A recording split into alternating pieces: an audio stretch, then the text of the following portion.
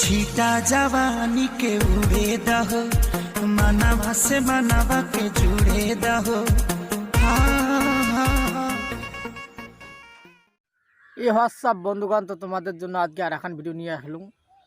আমার আর কি ভাগ্নের যে অন্নপ্রাশন হল, ওই অন্নপ্রাশন আর কি আমার নাল্টু ভাই আর কি একলাই নাচছিল। প্রায় কইনা ছিল আর কি, মানে মেয়ে আর কি ছিল না হলো 7 থেকে 8টা, আর বউ ছিল বোধহয় 3 থেকে 4 জন, আর আমার নাল্টু ভাই আর কি একলাই ছিল।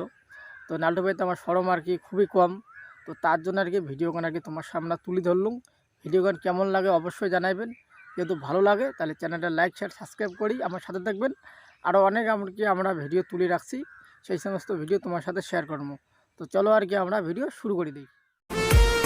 छीटा जवानी के उड़े दहो, मानवा से मानवा के जुड़े दहो। छीटा जवानी के उड़े दहो, मानवा से मानवा के जुड़े दहो।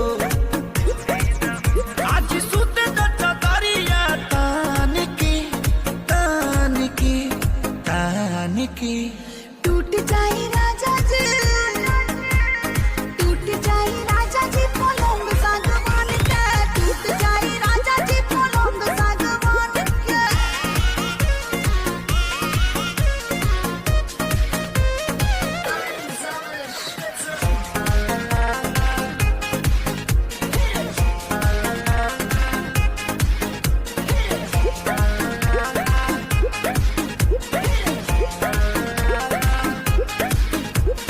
छुए द बदन की, देखो न कटन की, चदर बिछा देहनी। पलम जी मन पिघलाती हनी, पलंग पर झुलुआ झुलाती हनी।